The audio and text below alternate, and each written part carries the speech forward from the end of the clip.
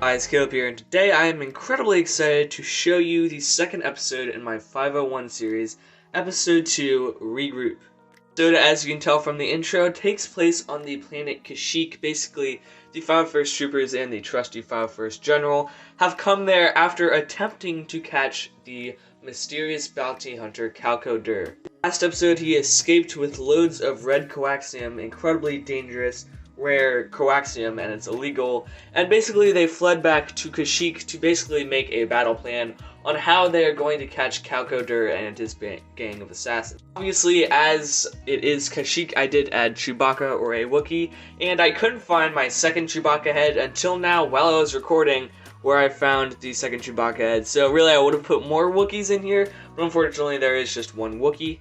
It is pretty much the ship itself, which was my own pretty much original design, although it was inspired off this super cool mock that I saw on the Brothers Brick, but with my own twist on it. About the spaceship, but then I built an entire landing pad, a bunch of grass, and pretty much the whole small base that they have set up. We're going to take a little bit more of an in-depth look at the mock and all of its features, because it does have a lot of features, and I'm going to just show you what I made for episode 2 of my 501 series, Regroup. Off here, we pretty much have a hologram of the entire planet with two 501st Troopers and a muddy clone trooper along with some weapon rack and a small crate back there, and I did have an antenna poking up there. I'm not quite sure where that went, but this is pretty much just a pretty much hologram of the entire planet of Kashyyyk, and it's sort of just where they're planning most of the stuff. It turned out pretty cool. We also have the custom 501st General figure I made right there. This is Kashyyyk, one of my favorite planets in Star Wars. I love this jungle planet. I added a bunch of leaves and jungle sort of seeping into the actual landing pad, which makes it look very professional and adds a bit of, texture. I don't know, it would have been slightly boring. We also have 4 lights here. Even the fourth one's, getting covered up by these leaves here, and that looks pretty cool, even so you can tell at night where the ship can land. And we also have a small palm tree and just a bunch of branches that are going onto the landing pad, which makes it look really cool. You might not be able to tell, but this actually has 2 cockpits. There's one up there, but there is also one there with a windshield piece. We'll get back to that in a minute. Side, we pretty much have the Republic logo, one of the 2 Wookiees. I really wish I would have put the second Wookiee in there. And then we also have 2 clone troopers basically carrying 3 tins of coaxium. As I said, it's pretty explosive, and this isn't the illegal red coaxium, but this basically helps power their ship, and they're carrying it very carefully as it is very explosive. That turned out a cool little scene to have this little crate that they're carrying with the coaxium in it.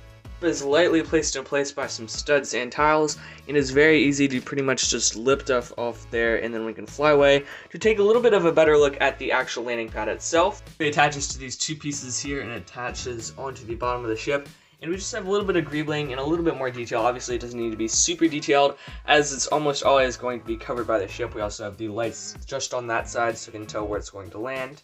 I've placed some of the figures from the camp, their base, into the actual mock to give you a little bit of a better idea on how exactly the mock works. There near the front we actually have 2 cannons, but we also have a windshield for the first cockpit, which is incredibly scratched up, so I'm really sorry about that. There's not really any good way of fixing that, but it's also incredibly easy to just fold it down and get a better look at the interior. We have a 501st Trooper piloting it, and it literally just presses it right up.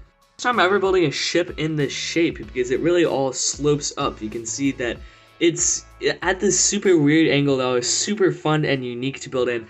I never built any spaceship just going up vertically like that in such a weird angle, and I'm really happy how I tackled it, because it ends up looking incredible, and it was a very hard angle to build. At the bottom here, it's actually held in by some ball joints is what holds these pieces in, and it's really a pretty complicated design, but I'm really happy how it turned out. It looks very smooth and finished. Also see the 501st Trooper piloting it a little bit from in there, but we also have a really cool view of the turret. A double turret side cannon from the side of here that can rotate side to side for shooting at enemy ships. It turned out really cool, and it's just on this little spinny thing, and so it spins very easily, and you can just shoot it any which way you want, which turned out really cool for shooting at enemy ships or just enemy in general. We have 6 large thrusters, which turned out looking really cool, and then we also have where basically the troops would go. It does hold 2 troopers back there, though I only have 1, and you can basically fold it back up and launch down the ramp to deploy the troops. I also have a cookie back there, as I'm trying to put a cookie in every single mock, and succeeded again in hiding a cookie in this mock. I did get a request to hide the hat in the mock, although I did not do that with this mock.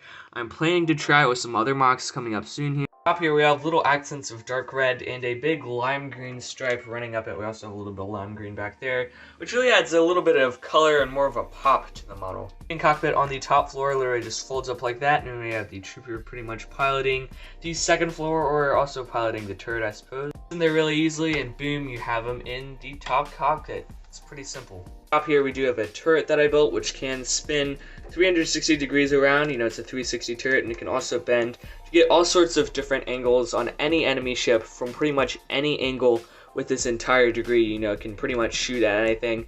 So it turned out really cool to have this whole 360 degree angle on the thing. If I want to park the ship, it is rather simple. You just have to sort of line it up just right and press it down, and boom, it is locked into place in the parked position, and it looks really cool on the actual base plate. I suppose you could just display the ship, but I like it on the base plate with the base and stuff. Whoop, knocked off a little bush there.